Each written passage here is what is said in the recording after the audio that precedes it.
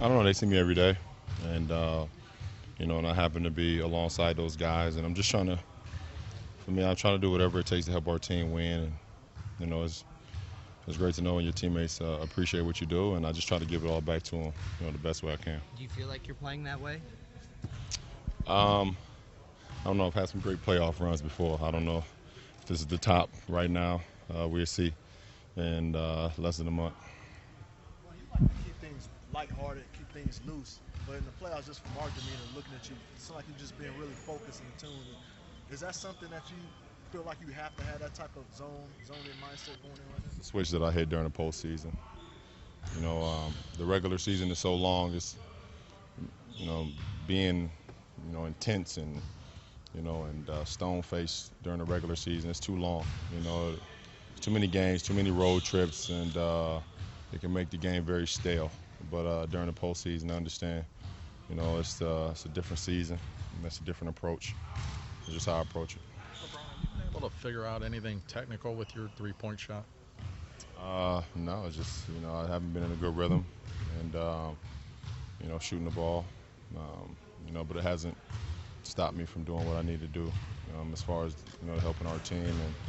And the three-point shot is something. If I was a player that needed that shot to be effective, then it would affect my game, but it doesn't. I mean, if I make a few, I'll take them. If I don't, I'll stop taking them, and I'm able to do other things to still be effective. So. Ron, your game's been scrutinized since you were in high school.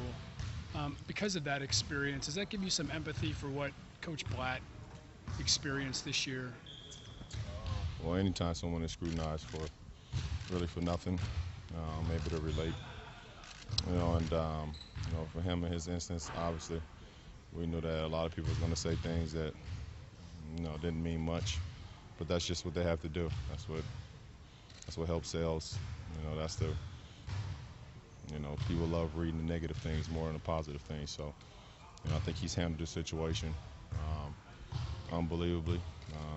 Being a rookie coach in the NBA, being able to take this team to the finals, I think he's done a hell of a job. Does he maybe deserve more credit than he's gotten? I don't think he cares about that. It shouldn't matter getting credit from other people. Who cares? It's all about how we credit each other. That's inside all these floors every day in this practice facility, in the game, film sessions, things of that nature. So it shouldn't matter what everybody else says. You're shooting almost 50% inside the arc in the playoffs. Does that mean do you have to keep taking the three, or they'll just zone you up, or what? You keep the defense off guard. That's what I want to do. If I have, it's not like I'm taking crazy three-point shots. If the shot's there, I'm taking it. And I shoot it with confidence. Kind of short sometimes more than anything. They've been short, they've been long, they've been left, and they've been right. They haven't been in. So I've gotten some great work in, this week. So we'll see what happens. LeBron, over the course of your career, most teams only have one guy that can realistically try to stop you and try to guard you. How do things change, and does your approach change at all when guys throw multiple people at you that aren't matching you just sub for sub, and that they kind of rotate to give you different looks? It doesn't change. We still got the same uniform on. Don't change at all. My approach doesn't change no matter who's guarding me. Do you feel like when teams have done that, I can't think of too many opponents you've had that have tried to do that, but do you feel like that's an attempt to try to fatigue you a little bit by throwing multiple bodies at you? No, I just think it's it's a luxury to have multiple bodies that can defend any offensive player. In Golden State case, they have multiple bodies they've shown this year, and in the past, when I was playing in Miami, to be able to go to Iguodala, Harrison Barnes, Draymond, Clay, they have multiple bodies that can kind of, that they will put on me. So, but it doesn't affect what I need to do. Do you feel like the league is shifting in that direction in part to try to figure out how to guard you and players of your strength and size?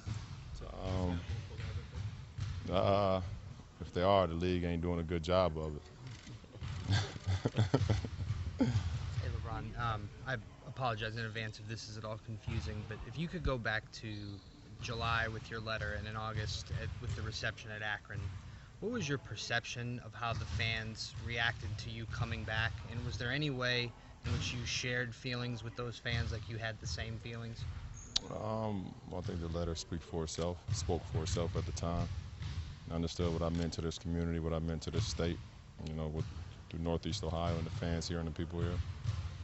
And I just want to try to give it all back to them as best way I can. And both on the floor and off the floor, as a role model, as a basketball player, as a father, whatever the case may be. And I think they recognize my passion, not only on the floor but off the floor, and I recognize their passion as well. So it's mutual. LeBron, forgive me for asking a non-Cavs question, but what do you think about Wade potentially opting out of Miami and how that may change things? So what happened? Wade, he's talking about opting out down in Miami because they don't want to see him in a match, whatever he's looking for contract-wise. He said that? That's what people are saying. Did he say that? That's what the reports are saying. I'm not commenting on it. If Dwayne Wade didn't say I'm opting out, then I'm not commenting on that. Ron, the first time you saw Steph, I think in person, maybe you'd seen before, was at Ford Field, and you were pronounced in your belief that he would be a good player in the league. A lot of people thought he was too frail. What did you see even then? I saw a kid who didn't care how big someone was, how fast someone else was, how strong someone else was. He just went out and played.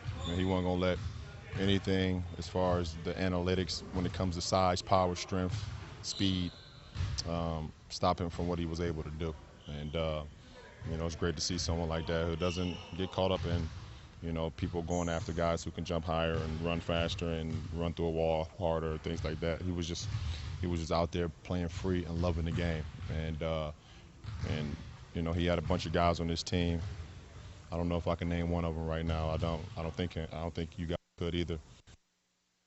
Fire level, and that's something I definitely get caught eye to. LeBron, how is this team different than the team that went to the finals in '07? So long ago. We're much younger. As far as experience, we had a more experienced team. We was a much older group of guys. I think this team is probably a little bit more athletic, have a little bit more firepower offensively.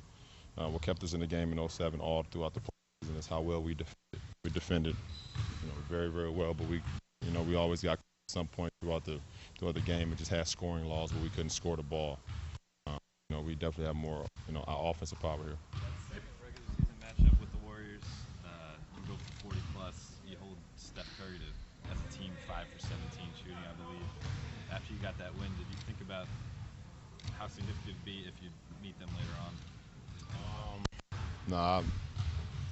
There's a few teams in the West that I thought, if we could take care of our business here, that we could match up with them. There was one of them, along with San Antonio and the Clippers. And, when we went against those guys here, when I wasn't playing in Golden State, I thought, obviously, thoughts come into your mind if you face them in June, how great it would be to compete against them. Along the lines of what Joe asked you earlier, when you combine where you're at physically and mentally, all the experience you've gained, are you at the best you've ever been right now? I think if you put it all together, yeah. If you put everything together, as far as my mind, my body, my game, you put everything in one bottle, this is probably the best I've been. Is there issue about Mozgov's game since you've become teammates? I mean, what was your impression of him before, and then now that you play with him? I had much impression of him before. He was too in and out of the lineup in Denver, so you didn't really get a full glimpse of him. In New York, his stint was short. When he got here, the first thing I recognized how mobile and how agile he was from baseline to baseline. And, that's the one thing that impressed me from the beginning. When you went to Miami, how much attention did you still pay to these guys with the 26-game losing streak and all that was going wrong? I know you had your own issues to worry about in Miami, but you also are a student of the game. How much did you watch? I mean, I paid attention to it, and I saw what was going on, and, you were just hoping at some point, they would be able to, to win some ball games. And, but at the same time, what I was going through my first year in Miami, I couldn't really pay too much attention to anything else, but just trying to get through the mud that I was trying to get through, and figure out a way to be productive. How different is Golden State just in terms of, I guess Atlanta is maybe a good preparation for it, but just in terms of the recognition and helping and realizing who's left out there on the perimeter and who you can really leave? Well, you can't really leave anyone. Coach Kerr do a great job of putting guys on the floor that can make plays no matter who it is. Can't really leave anyone. They're high motor guys, and you can't relax for 1 second defensively or they make you pay. It's almost like playing San Antonio. San Antonio, can't shoot the ball as great as those guys did. Even though Danny Green and Patty Mills and even Kawhi got it going at times. But their motor, and it starts with the point guard, Tony Parker and Steph Curry, their motor, getting the ball into early offense and getting those guys moving is something that you can't coach and something that you have to be aware of defensively at all times. Brian, you pretty happy with the preparation this week and where you guys are at right now? Yeah, absolutely. We still got, 3 days left, 2.5 tomorrow, Wednesday, and partly, on Thursday. And we'll be ready to go. Can you describe the mood of the team? Restless.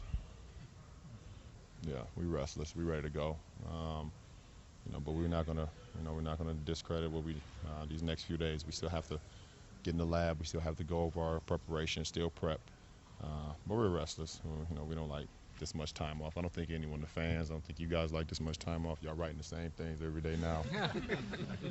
Come on. Yeah. You're not supposed to be Yeah. I'm not reading. I'm just guessing. I'm just guessing. How much does the layoff help Kyrie? Well, every day helps. We just whatever we can get out of him. And I think he's going to play game one. Whatever we can get out of him is a plus for us. He's been dealing with injuries throughout the whole postseason, and he's been working, getting some good work in. Off to the side at times. He's played a little bit with us, but not much. And so whatever we can get from Kyrie is a plus.